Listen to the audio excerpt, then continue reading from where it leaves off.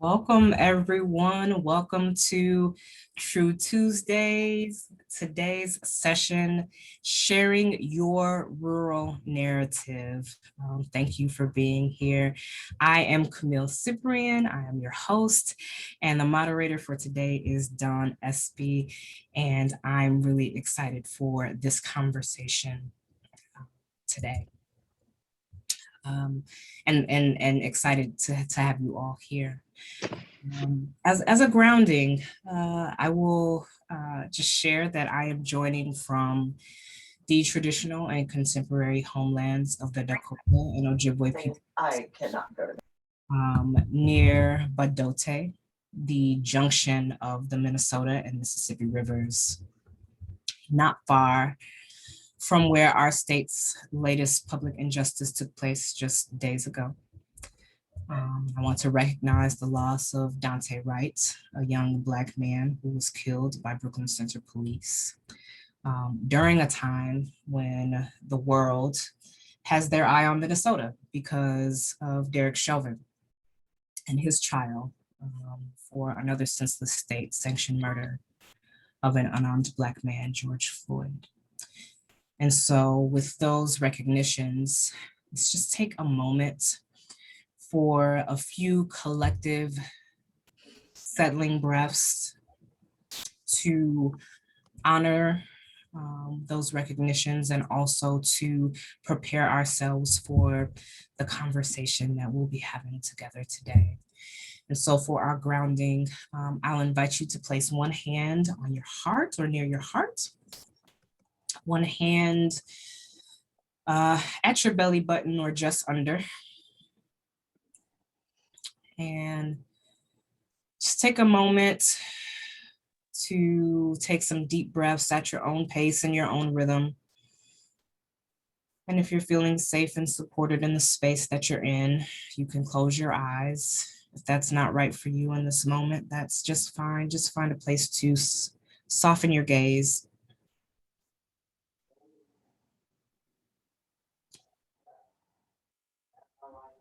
And just take a moment to notice your breath and your body.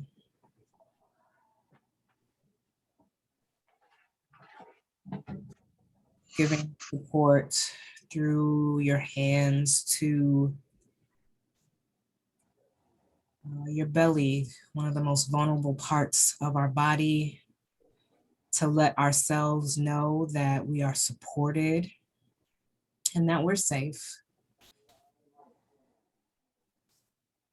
And a hand on our heart that is rising and lowering with each deep breath and allowing us to feel our heartbeat, letting us know that we're here, we're present. And I'll invite one deep collective breath together on the count of 3. 1, 2, 3, deep breath in and hold for a moment and exhale when you're ready.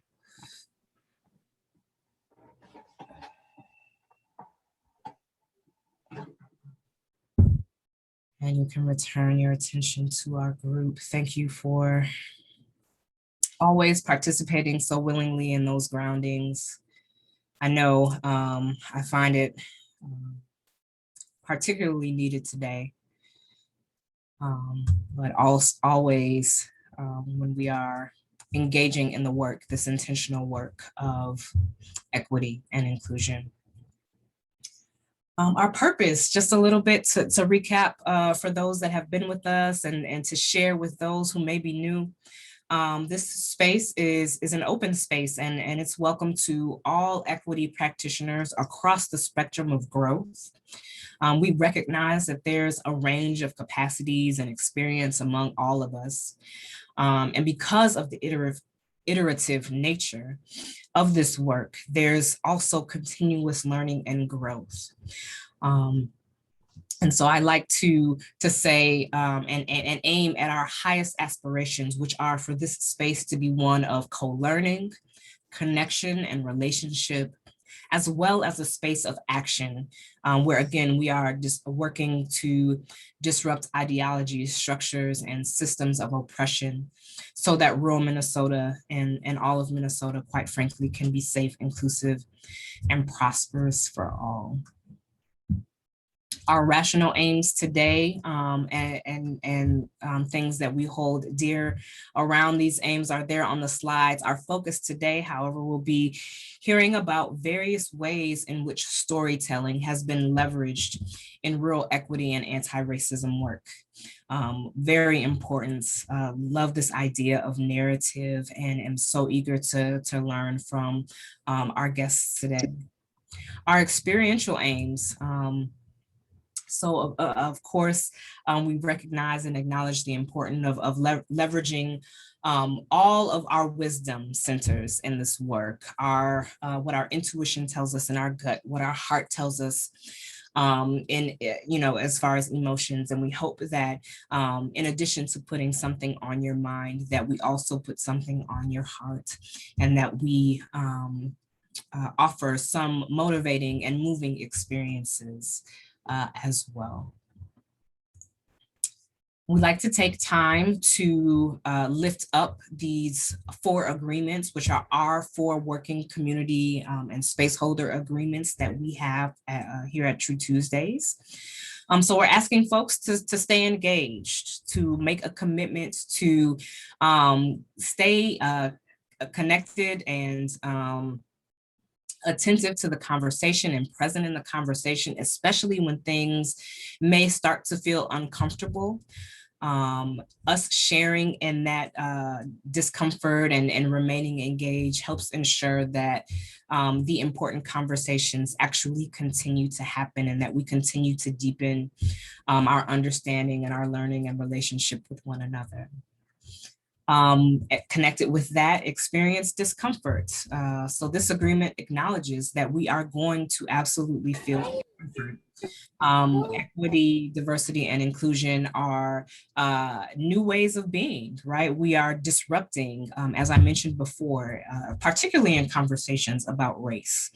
And so just embrace, we encourage you to embrace those moments of discomfort as growth zones where learning happens, where you recognize that there's some growth happening, and healing and change can also begin there.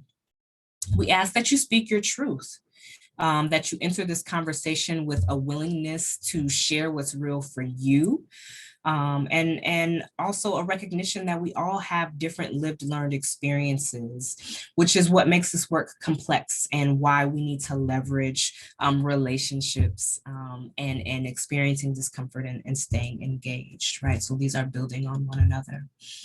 And then the 4th agreement is expect and accept non-closure.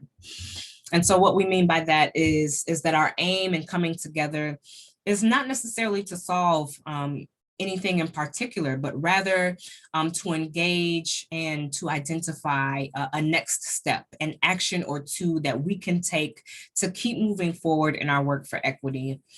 And I'll just share that one of my mentors said something to me in the past week that I've been sitting with, and I offer it to you, in that this equity work is not something that you necessarily train in, though you can grow your skill and capacity, but it's something that you nurture. Right, it's something that you nurture. And so in knowing that we'll be constantly nurturing our capacity and experience around equity work, we invite you to stay engaged, to experience discomfort, to speak your truth, and to expect and accept non-closure.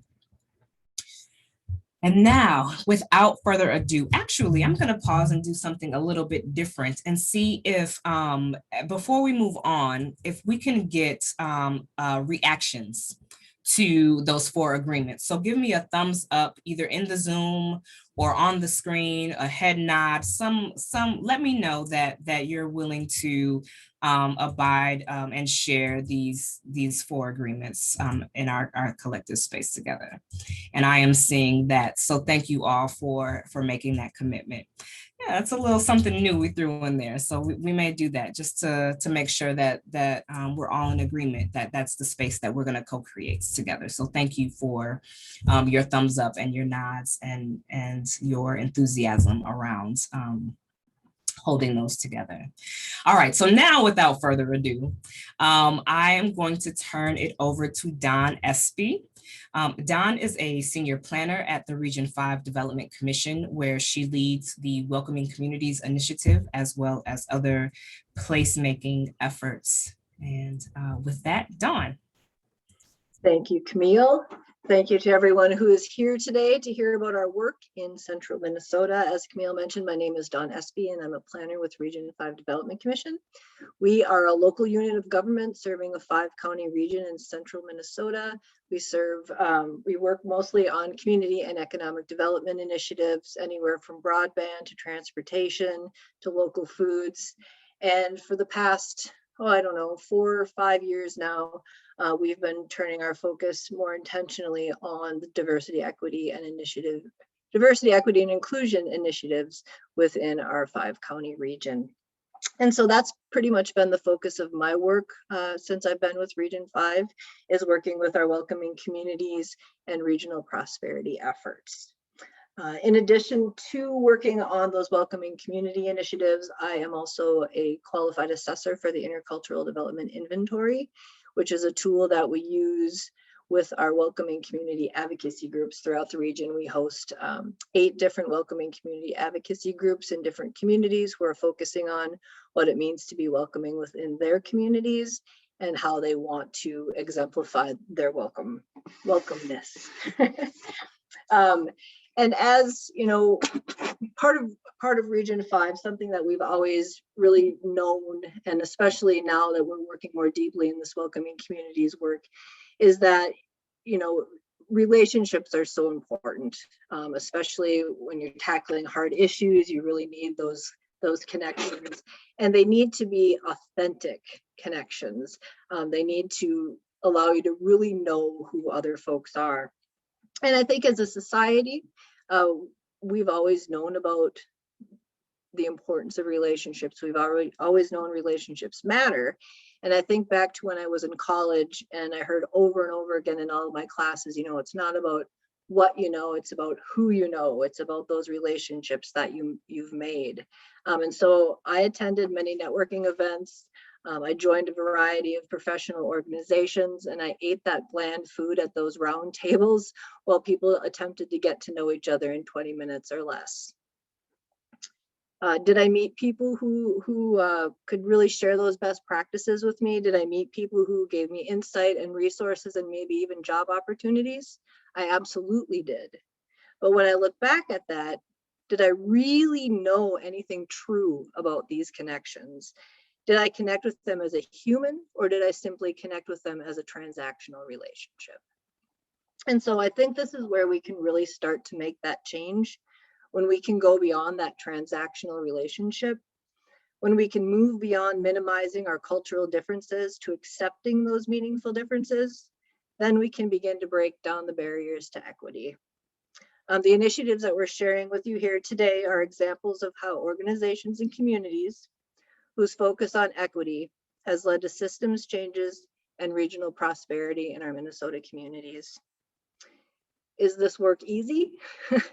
No, no, it is not. With the projects that we're sharing with you here today, we've been Zoom bombed by racists, and just yesterday we were protested against at a community school board meeting. But having great partners like these wonderful people with me here today to help navigate through the happy and the tough times are really great to have. And again, showing that those relationships really do matter. And so with that, I would like to introduce Anna Claussen, who is from Voices for Rural, and Ashley Hanson from Department of Public Transformation. Thank you, Dawn and Camille, for that beautiful welcome and introduction. Thank you all for having us here, inviting us here. My name is Ashley Hanson, and I'm the director for the Department of Public Transformation. I use the pronoun she, her, and our organization is based in Granite Falls, Minnesota. in the Minnesota River Valley, Minnesota Makoche, on occupied and colonized land that was and is the homeland of Dakota people. And Anna? Hello. My name is Anna Claussen with Voices for Rural Resilience. I use she and her pronouns, and I'm joining you from Minneapolis on colonized Dakota land, just miles from the sacred site where the Minnesota and Mississippi rivers come together, Badote, like Camille. About a year ago, Ashley and I were approached by Dawn and Cheryl at Region 5 to begin this year-long project as part of their Welcoming Communities initiative, focused on sharing stories from the region, an area that covers 5 counties in north central Minnesota. These counties include Cass, Crow Wing, Morrison, Todd, and Wadena, all designated rural. We met with and heard from over 40 residents in a combination of dozens of interviews, industry-specific story circles, which included focused conversations around food access, healthcare, and infrastructure, and worked closely with 5 individuals to craft personal short stories. We worked with an amazing group of creative team of artists committed to rural cultural work to translate these stories into a multimedia website with 5 deep dive video stories of everyday change makers. Artists generated pieces from industry specific story circles and a creative brief, which you can find on our website. So this project, called The Rural Reveal, seeks to recognize the power of listening in deep community work that often goes unseen. The power of both witnessing and reflecting back on how our neighbors are bridging differences and leading from their hearts. And the power of working with artists to help us speak, tell, and share our rural narratives, our stories. So this work begins for both Anna and I with joy and purpose. And today we hope to give you a glimpse at our process and intention, and really how we personally engage with the work and where it comes from and stems from within ourselves on our rural narrative journeys. I'm from Aiken County, and grew up in a small rural community. And for me, as a theater artist, which is how I enter this work, I approach change making as relational and collaborative, the same way that I would approach creating a piece of theater in a place where I am an invited guest. So with that process, first there is the entering, the considering and acknowledging your role as an outsider, how you enter the existing ecosystem with compassion and care, and how you seek to understand and support what is already present and already working. Then there's the listening and observing, the one-on-one conversations, the sharing of stories, the slow work of building trust and understanding, recognizing and honoring where each individual is at on their journey, as you all did so beautifully in the introduction here today, in order to understand the complexities of the whole of the place. And then there's the reflecting back. So we collaborate with the community to not only share the narrative of what was and what is, but most importantly, what wants to be. Creating a space for neighbors to hear each other's story in order to cultivate and nourish a culture of empathy, but not just stopping there, because empathy alone is not enough to tip the scales of injustice, but an entry point to move into informed action. So by creating this container, the proverbial rehearsal room, where we can practice creating, dancing, storytelling, moving together to imagine and begin to shape a more just and equitable world, that's when then we can move forward and perform or share back what we have created together and celebrate and acknowledge the hard work that has been done. And when we get to that point, the importance of applauding and encouraging each other, that we have the fuel that we need to keep going to move forward in the work. So this acknowledgement of change-making work that is happening is especially important in rural places where often humility reigns and scarcity permeates the community narrative. Where we heard in our interviews in Region 5 that people felt their communities were invisible, unimportant, undeserving, under-resourced. Quote, "We fall through the cracks. We are not diverse enough, poor enough, or big enough to garner the kind of attention or support larger communities have. We are not culturally interesting or sexy enough to deserve funding or resources to do this work." We also heard many ask the question in various forms, who is allowed to do equity work? In predominantly white communities or communities that have experienced large demographic shifts, but where white culture still dominates, what is the role of the white rural changemaker? We heard many folks we interviewed share, as a white woman or a white man, I don't know if I'm the best person to be doing this work. But if we're looking to shift white culture, we need white people to take on that labor. And we need everyone doing the work in these communities. We also heard that it's challenging to get more people involved to show up for the work, and that it is the same 10 people and the same small pool of resources. Quote, we keep drawing from the same well and it's getting dry. Enter the storytellers. They help us see ourselves in the work, encouraging more individuals to step into the shoes of leadership and join their neighbors in the courageous act of everyday change. And that's some of the work that we want to share with you today, is how the stories and storytellers and working with artists can help encourage more people to step into that role. Anna? Yeah. For me, I am rural in my roots. I grew up in Chippewa County, where my family still farms and lives. And I'm urban in my branches. I've lived in Minneapolis for going on 2 decades. And also for me, the approach of this work, the Rural Reveal, was born out of a place of motherhood. Nurtured, Camille used that word to begin with, was certainly the space I come into this. Nurtured. This project nurtured into being simultaneously alongside my 2 daughters and son. This project, this whole movement to me leans hard on our desire to clean up messes, but calls for a state of grace to not unravel our humanity in the process. To do right by someone, though, I think we have to have them on our mind, to see them, to truly hear them so they can hear others, to listen to their story and share ours in return. And this is the power of art. Alongside our basic human need of being fed and clothed and sheltered is a human need to understand and be understood. And art has the power to let us tell our story, but also the power to help share it, to transport and translate our story to others, and to build a more inclusive and equitable society where all feel seen, heard, and known for who they are. So we focus on building empathy across cultures and geographies to understand what it feels like to do this work. And our approach gives the permission to value the thinking and the feeling alongside the important doing. And art simply gives us a vehicle for expressing what we hold in our head and our heart. But Ashley and I know others in this work, don't take this obligation lightly. The duty of truly hearing and showing up to go beyond listening, the honor of sharing someone's personal deep story, and the use of art in its pure form, the ability to both capture our pain and deliver us from it at the same time.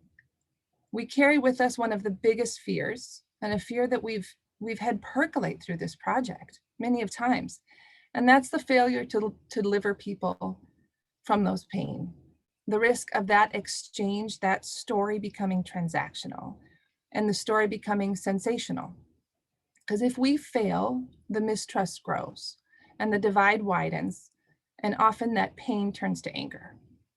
So as Ashley mentioned, many people in places, not just rural, have sidelined their own health and dismissed their own needs by accepting a narrative that they are lesser. And this has not come without physical, spiritual, emotional harm. And the act of dismissing our own personal stories has turned from anger to resentment.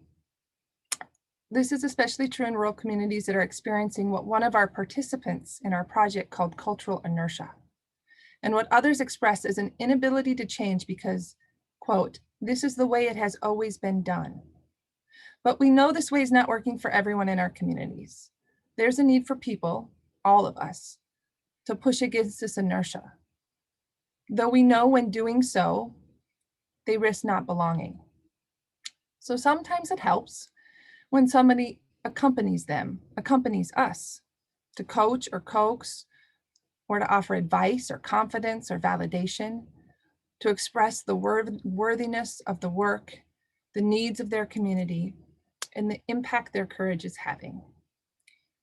So if we stop short of elevating those stories, we miss out on conduits to understanding those complex lived realities and everyone's opinions. And then we fail to deepen and accelerate the impact that can be found in sharing deep personal experience. So that's a bit about how we each approach this work, how we approach this work together. But now for what that looks like in practice and the challenges that this work brings with it. So we want to share one of the Changemaker short story videos that were illustrated and animated by a sister duo, Amanda and Elizabeth Anderson. Amanda lives in the small town of Montevideo, Minnesota, and is the digital media specialist for Pioneer PBS. And her sister Elizabeth is an illustrator and math tutor based in Minneapolis, working primarily in digital mediums. The films, all 5 of them, were animated by Amanda and Elizabeth and scored by Brian Laidlaw, a poet, songwriter who, when in Minnesota, is based in Granite Falls and is the co-founder of Unrestricted Interest, which mentors neurodivergent poets and songwriters. So the story we're going to share is from Carmen Urbina Oberton, and Carmen never expected to find herself in rural Minnesota. She's from Mexico, and she was wanting to find a sense of community or purpose in this new place. So the story shows that it takes great courage and risk to take root and bloom where you are planted. And Carmen has blossomed into a leader in her community as both a language and cultural translator, creating fertile ground for others to bloom too. And her video is available in English and Spanish. We will be sharing the English version today. And following this short video, we will take a high-level look at our process and practice, and then share, as Dawn mentioned earlier, just some of the honest, difficult, complex challenges that we faced in doing this work. And we'll leave you with a link both to the website, but also to a document that we call the Creative Brief, which gives a detailed breakdown of the process. We used for this project tools and questions for doing projects like this in and with your own communities, and a deeper dive into what we heard and learned from our year working with Region 5. So I'm just going to take a quick moment to transition. So please bear with me.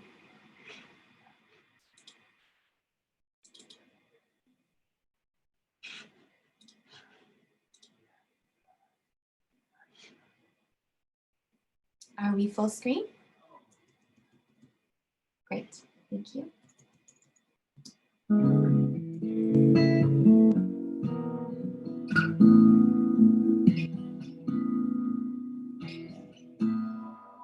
I moved to Randall, Minnesota in 2007 when I accepted to marry my husband, who came to Mexico to meet me and my family.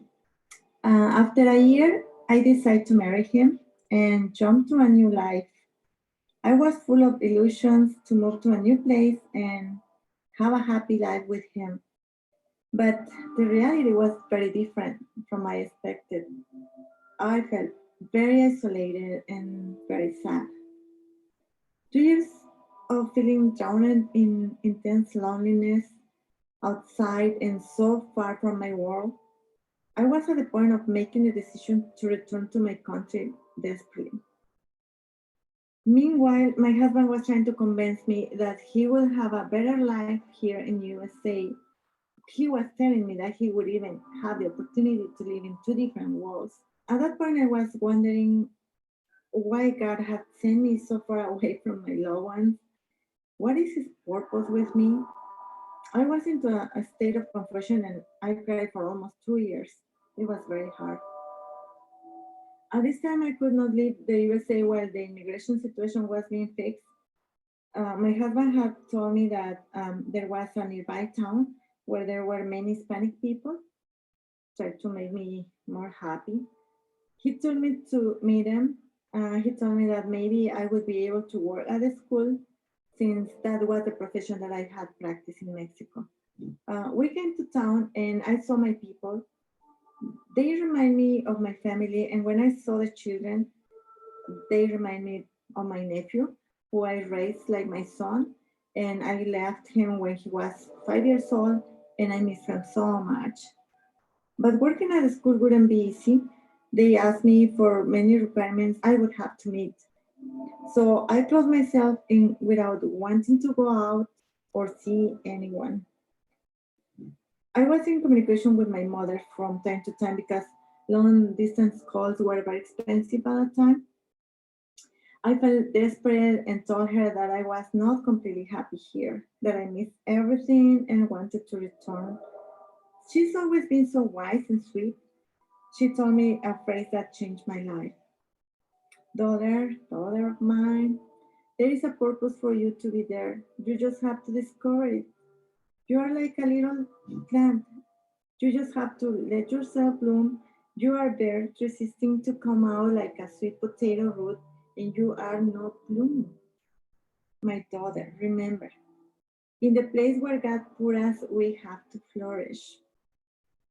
Her words not only made me open my eyes, they opened my spirit to see different things.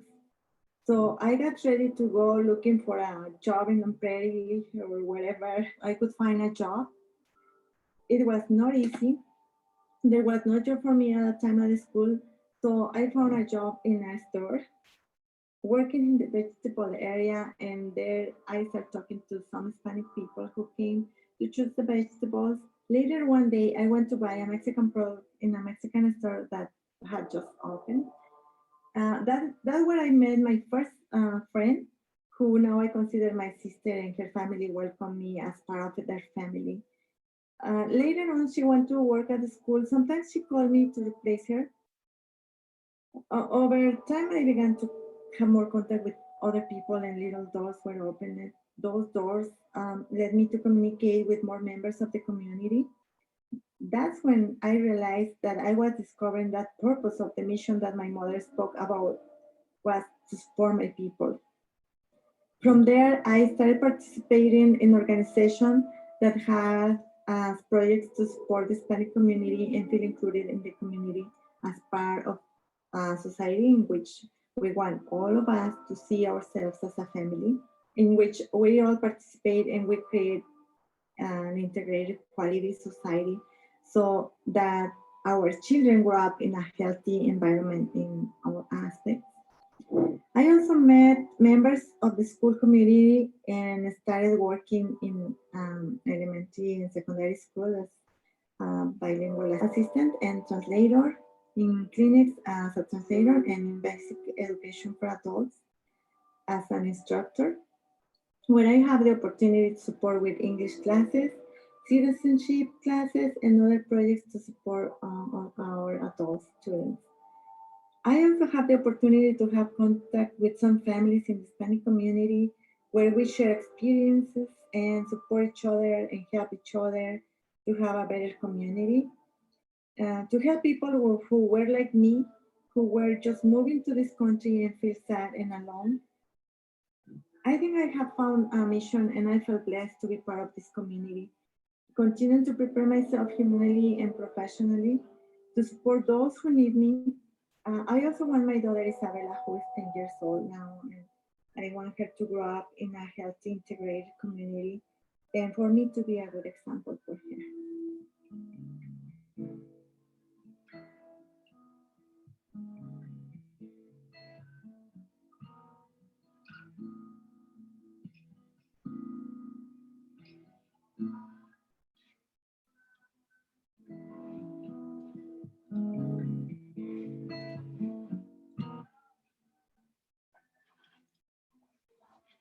Thank you. Thank you for the Zoom applause.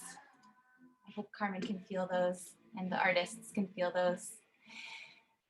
So we know that there's no one way to do this work, and that there is many ways to tell stories. This is one approach, and one approach from this project that we utilize. But we did want to just briefly share with you how, from a bird's eye view, how this project took shape, and then to a couple of our pillars that we led with in our leadership in curation of the stories and projects here. So I'm just going to share my screen one more time to talk through that process here.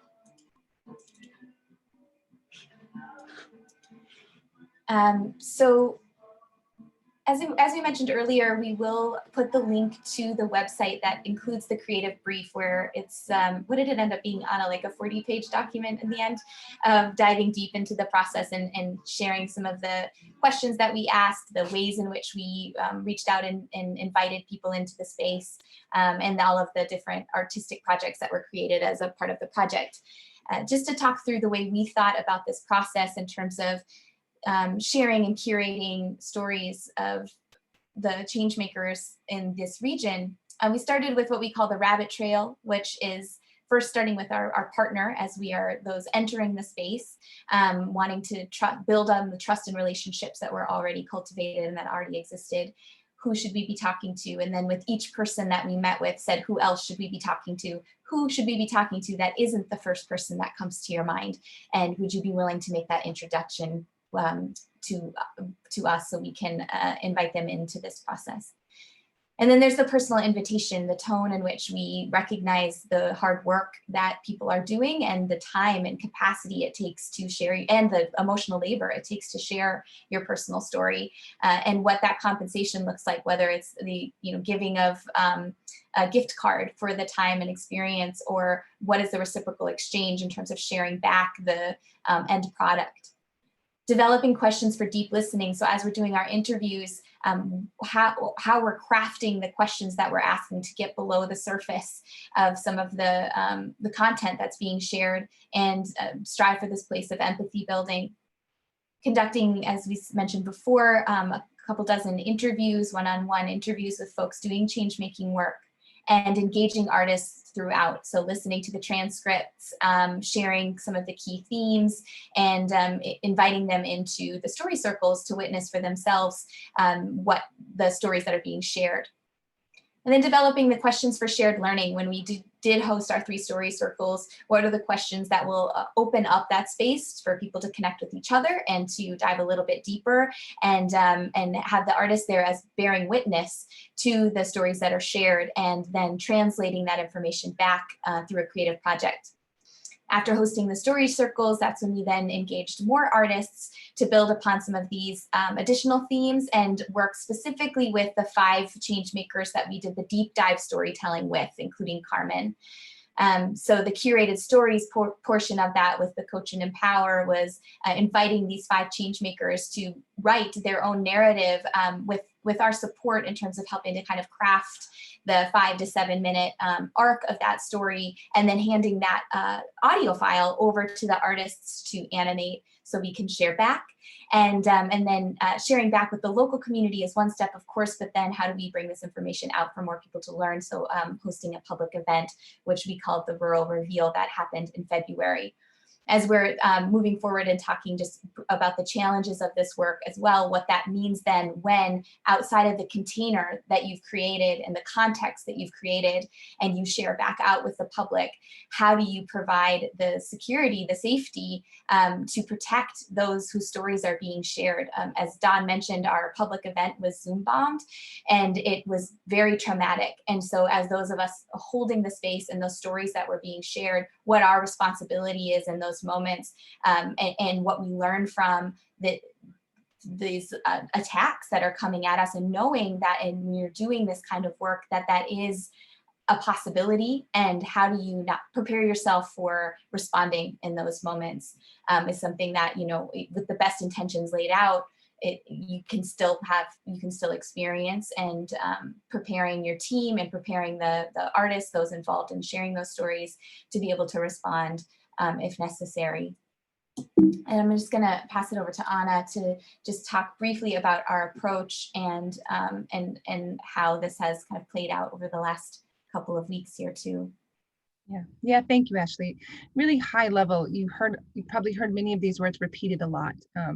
But the 3 pillars of our approach of really leaning into how important invitation is, and the power of invitation and personal invitation, and listening deeply, and not just listening, but making sure that it's active listening and we're reflecting back. And so there's this acknowledgement of what we're hearing, if we're hearing it, how it's being said or it's being interpreted, and working with artists. We work with artists throughout the whole journey that Ashley just walked through, because of what we mentioned earlier, this power to capture what we can't always capture when we don't engage them. And I bring this because how this work matters. Like, it is the work, the how. And I want to, make sure that Ashley and I have this opportunity to thank Region 5 for being such deep partners in this work, because we didn't come with and McKnight is our funder, we didn't come with a very specific outcome. We hadn't, all of our objectives and the direction we were heading was not yet set. We agreed to these values, the values of how we are going to come into community, how we're going to work very relationally. With that said, even the most compassionate approach can fault to feeling that you can't always hold it up. And another example of where it's been challenging this work, as Dawn mentioned last night, being at a school board meeting that was one of our 5 change makers was a superintendent, Chris Lindholm. And a couple of weeks ago, his video started circulating out of context of this project. And it upset many people in the community for different reasons. But a huge piece to note is that you can't always create stories and keep them in a container that you feel like you can protect and you know how people are going to hear the stories. And as much as Ashley and I and the whole team really wanted to work to be sure that this was certainly Chris's story, but it's going to land on different ears differently. And that's a tough part of the work. And I don't think it's because it's storytelling as much as it's equity work. And our perceptions are all individual when it comes to what we're holding of how we experience equity and diversity and trauma. And it's muddy and murky and messy and never going to be perfect. And I also know the time when I'd love to talk more if there is time about these continual lessons that we're learning. But I think the piece that I leave that's important of cultivating in this work is the relationships in order to have courage to keep doing this messy, hard work. Because that's how we have to ebb and flow and push forward. Ashley, anything you want to close out? I know we're going to pass to our team partners on this work. No, I think I guess the one thing I just say is that, you know, and then the culture of empathy created from the story sharing with Chris's video then led to a platform for many other people to share their personal experiences. So even though this video and this moment caused a stir in the community, what that stir created was the space then for more people to share their own personal experiences with how they've been mistreated and marginalized in the school, and how they're also seeking change. And we're able to see kind of from multiple perspectives how important this work really is. So it was an uncomfortable learning moment for many involved, and for one of our change makers, definitely. And it provided this space for more learning and more sharing of deep personal stories. With that, we will pass it over to Jane and Monica, and happy to talk more later. I'll put the link in the chat to the website as well if you want to dive deeper.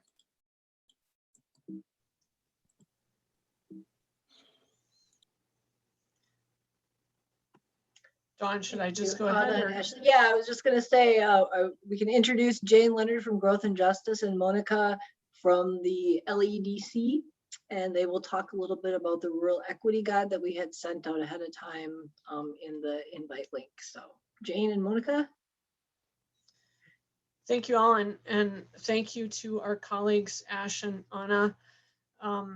I know so many of you on this Zoom, and I'm a little nervous, I have to say, because so many of you too have been on the journey with us. I like to think as I was listening to the stories that Ash and Anna were talking about, that I feel like I've been on this journey for 64 years. I just celebrated my 64th birthday about a week ago. I was born in Minneapolis, but raised much of each year on our family farm in Mille Lacs County. And so the work with and for Region 5 has just been very special to me in terms of being home again. So I want to say that at the outset, and I want to also thank the Blandon Foundation and the McKnight Foundation, and also the Northwest Dairy Foundation. I see Martin Jennings is on with us today, and Bernadine. Thank you for supporting this work and supporting the journey. And Monica's going to delve into the case studies in the Rural Community Equity Action Guide in just a few minutes, but I want to kind of set up the context for how we got to this point in time with the Rural Communities Equity Action Guide and the Minnesota Equity Map, which is another stage beyond the guide that just came out this month. So I'm going to share my screen and just give you a quick overview. Let me find it. There we go. Okay. So I just want to make note of how, so my background is I've worked in community and economic and rural development for nearly 40 years, mostly in Minnesota. And I know many of you on the call too, working with Extension and the Initiative Foundations and the other regional development commissions, just all the partners out there that have been working on community and economic development, and in many ways equity, but not equity in the way that we are defining it now. I have in particular worked on rural-urban connections, rural-urban interdependency, and rural-urban communication. And so about 3 years ago, when I became president of Growth and Justice, and I want to give a big nod of hello to Dane Smith, who's also on the Zoom with us today, who had started the Rural Equity Project with Growth and Justice when he was president. We organized to create what we were calling then the One Minnesota Equity Blueprint, just to give you a little background, deeper background. And then at the conference in Upper Sioux Community in Granite Falls in June of 2018, we hosted some of the gubernatorial candidates, and we think that Governor Walz may have taken the One Minnesota from the One Minnesota Equity Blueprint discussions, but we're happy to share that. Regardless, Growth and Justice and 1mn.org came together, two organizations that have been around for about 20 years. 1mn.org is a coalition of Alana organizations, African, Latino, Asian, and Native American organizations and businesses working towards equitable economic and business development. And Growth and Justice has been doing a similar thing for 20 years in terms of equitable growth and equitable justice. We partnered with many of you on the call today to create a movement, if you will, to bring rural and urban communities and people together, rural and urban organizations together across the rural-urban spectrum. And out of that came a particular partnership with Region 5 Development Commission, working towards the Equitable Economic Ecosystems Project. And then finally working as a team to create the Equity Action Guide for rural communities. And I would emphasize that those of you who know Cheryl Hills emphasize action, that it's not a study so much, although there are case studies that that Monica is going to talk about. But it is an action guide for communities to look at an equity analysis for their communities, to lift up what they're already doing. And as Ash and Anna have talked about in the stories they shared with you, to really spotlight what communities have been doing for 30 some years. And I see that Fatima Saeed is with us today from Winona and Project Fine, and right up until the current day. So this was built on the shoulders of so many people over the decades, over the generations, and particularly looking at these 6 case studies that are set up in a framework that puts them in the lens not only of equity, but of WealthWorks, which is, those of you familiar with that in economic development, community development, is multiple capitals, if you will: built capital, cultural capital, financial capital, natural capital, all starting with the core belief that every place has wealth that can be identified, developed, and increased to improve the lives of all the residents. And so the framework also for this guide rests upon WealthWorks, and you'll see in the case studies that they're written to showcase what wealth work capital was featured here. And I want to say too that the work that has happened doesn't always follow a guide either. Many of these stories are come from the heart, come from seeing needs in the community, but we do share in the workbook an equity analysis that anybody can use to look at what's working well and what's not. Looking at the process to overcome inequities and strengthen the community and the economy through that. And just looking again, how have we traditionally made decisions? And this goes for all sorts of equity in terms of gender and race and faith, and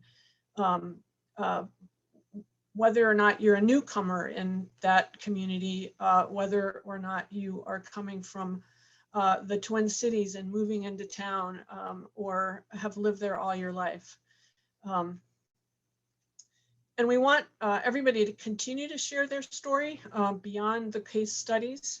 And I believe on our call today is a young lady named Noelle Muzzy, who's from the University of Minnesota Morris Center for Small Towns. And she and our team and others at Morris have been working with us to gather even more stories beyond what's in the blueprint and what's in the guide. And we have started to map all of those. And you can see on our Growth and Justice website that we have launched this. It's very early, but it is there, and we want you to fill out the Google form or fill out the form that's on the back of the Rural Equity Action Guide. And you too can add your story to the blueprint, to the equity blueprint map. I'm going to turn it over now to my friend and colleague, Monica Segura-Schwartz, who has worked on this project as long as I have, since the beginning of the blueprint. Monica is based out of St. Cloud, and as Dawn said, she is working now for the Latino Economic Development Center. So I will pull up the guide in case Monica wants to share with you some parts of it, but Monica, take it away. Thank you, Jane. Thank you everybody for having me here. As Jane said, my name is Monica Segura-Schwartz. I come from the Muisca land of Colombia, colonized by Spaniards, and I live in St. Cloud, Dakota land, colonized here. I had been doing equity work since my arrival to St. Cloud in 2001, pretty much, when I had the realization that I am an immigrant and I am a person of color. Then in this journey about the equity guide and the work with Region 5, I'll say that it is hard lead to follow, listening to Ashley and Sarah before, in how beautiful they talk about the stories. And I wanted to highlight that because the journey of collecting the 6 stories that are going into the action guide it was a beautiful journey and a happy one. Finding people to talk about the work that they have doing and the gratitude that comes from recognizing this work, it is really fulfilling. When we started doing this work in the action guide as commissioned by Region 5, and as Jane mentioned it, Cheryl specifically and everybody else in turn were very emphatic in the wanted to see action. And one of the experience that I have seen in terms of working around equity or working about going into this journey is that many people wants to do this work, but they don't necessarily know how to go about it. And one day, and we often hear about, just tell me what to do and we'll do it. Tell me how can I do this and I will do it. And in the search of an equity guide was the search of responses or answers to those questions and how do we do this work. And what we found quickly is that there were a lot of recipes and a lot of places of how you can find, where you can find how to do this work.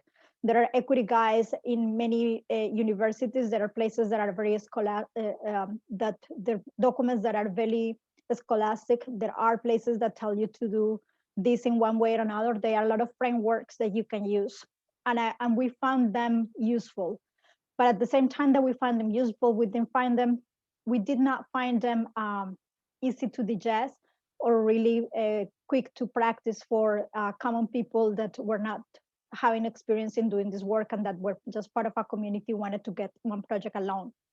And that's why and they also did not feel very familiar to people in rural Minnesota. So we decided to look, for example, and to search local. So we look in many places in Minnesota where we found that people were already doing equity work. And as Camille talked in the beginning, this work is not easy. We do have a lot of issues, I will say personal or hard issues when we talk about equity in terms of race. But there is not only equity in terms of race. And I just wanted to say that, following a little bit what Dawn was talking in the beginning, when we have preliminary white communities, or Ashley was, when they were talking about, Anna and Ashley were talking about the people saying this is a preliminary white community, there is equity work to do around people that you are, whatever you are.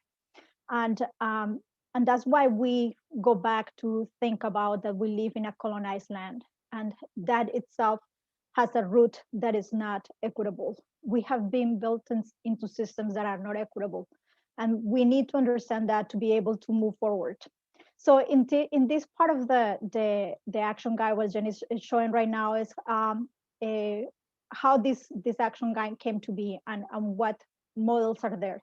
There is a little bit of for you to read about how you can go into the models, but I wanted to go into the stories, which has been an important part for this work. And in these stories, I wanted to show, we start the stories with Main Street. Actually, we start the stories with the Meander, I believe. And the Meander art crawl is a story that is in rural Minnesota, might be familiar to many of you. And one of the first things that people told us about this story is that this is not really an example of diversity. And I will be challenging that. This is really an example of how a diverse group of individuals, being artists and business people, what more diverse you can find between artists and business people, and how many conversations can you find between business people and artists that don't match and that will come from different places on earth. So that's the example of the Meander, how a community can get together, a community that have many things in common. Maybe the people that plan this have many things in common, but where they come from in terms of this project were places very different, and they found common ground to move forward. And they struggle to that process and struggle a lot through that process. And that's part of what the story is told here. And there may be many places where they, in the moment that they are now, they might need to go and they might need to explore. And being more ethnically diverse might be one of those places. But I wanted to, we wanted to show this example because it really tells us lessons. And each one of these stories has lessons that we have learned through the considering of the lessons and through the considering of the story.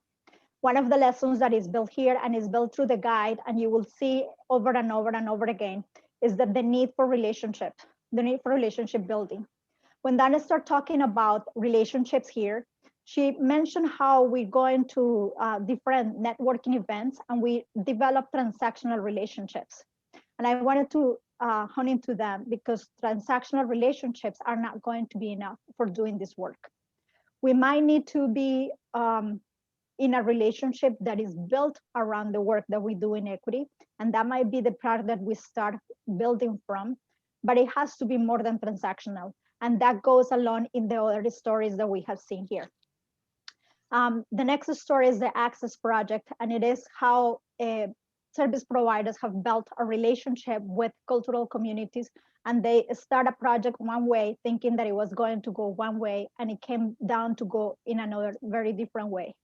The person that we interview for this project is telling us how this project changed her life and what her life would be what her life has been as a result of this project. The project itself has changed the lives of the many people that have worked in it, and they start addressing the way that they do their own work, their own jobs, differently because of this project and because of the relationship and the journey that they went through this project. Going from this, we go to a project that is by a large institution. Healthy Together is a large nonprofit insurance company and foundation, which is Blue Cross Blue Shields of Minnesota. And they decided to go into a very ambitious project into a small community to figure out how the social determinants of health could be informing their work that they do as an insurance company, as a promoters of health equity. And what was that about health equity? They did take a very scholastic approach, and they based the whole work within a model that they talk about it and discuss within the project itself. And you can find examples of these projects in their website, which are a lot more complete than this story. But when we get to it in this story was to find what happened, what did you learn when you are the practitioner working day by day doing this? And the one example here that I wanted to highlight is that the need of work with the dominant community. That is, this project is developed in Wilmer, and there is a very diverse community in Wilmer, and they did develop leadership groups with people of color and immigrants in Wilmer. But a lot of the work that they were doing was with the community at large to understand how equity works and what do they have to change within their own communities. So there are more examples to come from that. And Project Find, as we said, is a very neat example of how communities and immigrants can talk about themselves from themselves. And as Jay mentioned, I think that Fatima Said is here, which is the person that I interviewed to talk about this project. And I hope I make justice to you, Fatima, talking about it and talking about what your story is. But for me, what Fatima was telling me is that this job is a work of love. One of the things that I will remember deeply into my heart, what Fatima said, is that when she entered to that organization, she says, we had no friends, we were not known, nobody knew about us. And one of the things that Fatima started doing and building through the organization, through the project where she entered in it, was to build that network of friends and those relationships with other people to really get the project and the work being known. And then building from that, building with immigrant voices, building for people from the community, and showing what the capacity of that community was, and how the community can shine. Then another project that was coming from that was more familiar to many others is a supportive housing project in Bemidji that is with a peer organization from Region 5 in the northeast area of the state. And this program is the one thing that I learned about this program, and the one thing is the work of housing with Native American communities, and they got 3 of the bands to work within this project. And they one of the things that the practitioner in this one talks about is that it has cost him about 20 years to build relationships with bands to get to the point that they were ready to get into a work like this. And a work like this is a work where they were all working for the same thing, and they were seeing each other as equals, where they could actually talk about the needs of each other, and that they could trust each other to go as equal partners into the project. The project still is a success today, and it is a great example of what does it take to do work in rural Minnesota. One other thing that I want to mention about this project, one other lesson that I learned, is that I asked, what's the difference between doing this work here in rural Minnesota and doing it in the Twin Cities, for example? And one of the things that people in the cities may not always learn or may not always know is that the many hats that you have to wear when you are working here. And that's one thing that Jim said about this project, and is that he has to wear many hats. He has to be the one that does this and that and that, and that is not something easily to comprehend when you come from a larger organization. And at last, I want to talk about Project Find, which is a project that is one of the most beautiful projects close to me, because not only talks about equity between communities and talking about people, but it's talking about equity with the land, and it's talking about recognition about the land and the earth that we are on as a sustainable place, and how do we need to take care of it. Main Street Project is a project that works with immigrant communities, and it works with universities and people very well educated in terms of working with the land and how to make sustainable the earth, and also how to work in access for land to immigrant communities. Is part of the project is reteaching us, everyone in this ecosystem that they have developed, how do we all work in harmony, one with each other, people from different parts of the world, and chicken and plants, to be all in an ecosystem. And with that, I'm gonna just leave you with this part and close here and let you go into your rooms for further discussion. But I'll give it back to you, Dawn, at this moment. And if I could just say, in between the time we published the action guide and now Main Street Project has become Sharing Our Roots. So we'll have to make that that change on there, but just wanted to make that note. So. All right. Well, thank you all for sharing your stories and the wonderful information, and hopefully the participants here today can see that there are a variety of ways to share your story. It can be organizationally, it can be individually, done with artists. You know, just it's storytelling can take so many forms. We're going to take about 12 minutes to break out into small rooms and just be able to talk about some of what you heard today and how this might take shape in your own communities. In the chat box, Becky has put a PDF of some of the questions that you can talk about within your breakout room. And we do have the 4 agreements back up on the screen here, just as a reminder, when we go into these breakout spaces, they'll have about 6 people each. But just to be sure that you're staying engaged. There may be discomfort in the conversation, but speaking your truth and in a respectful manner, and accept and expect non-closure. We might not feel like we've come to any answers at the end, but I think it's important that we have these spaces to be able to share with each other. So with that, I believe Becky is going to randomly put us into.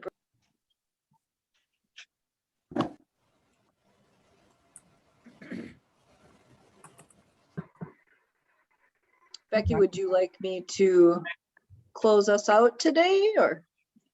If you have a word or two and then hand it back to Camille, that would be great. Okay, absolutely. Well, I guess I would just like to thank everyone for taking the time to be here today. And I would like to reiterate, you know, Jane's push for sharing your stories. We really want to fill that Minnesota map up. I know there's a lot of good work going on around our state. And the more that we can share that and connect with each other and build those authentic relationships with each other, the better off we're going to be as Minnesotans. So please share the link with others too that you know are doing the good work. And it doesn't have to be a huge story. It can even be a small story. All the little things we do make a difference. So thank you. And with that, I'll turn it back over to Camille. Thank you, Dawn. Thank you to all of our guests. Such rich sharing of experience and stories today. So thankful for everything that you all offered. As a closeout and as a way to be thinking about that next step, right? Those actions that we can maybe take just to keep moving forward. Invite you to share in the chat one action or activity that you can take from this conversation, from our learning today, and apply and incorporate into your daily life. And so invite you to make those commitments to action through the chat box this time as you're thinking about that. And then also in the last few minutes, like to open the floor and also the chat box for any news that the village has for us. So any upcoming activities, resources, etc., please share. Camille, I have something. There was an email that was sent at lunchtime, around lunchtime today, for those that attended the Equity Summit in 2019 or 2020. And we are looking at doing, through the University of Minnesota Extension, a ripple effect mapping of people that went to the conference and learned things and how they've applied it to their communities. And so we're going to learn about that and again, be inspired by the work that's being done. So look for the email. Thanks, Julie. Other news for our True Tuesday community? All right. Well, if something comes to mind, we still have a few more minutes, so feel free to share again, unmute or in the chat. And then an invitation. So our next True Tuesday will be May 4th.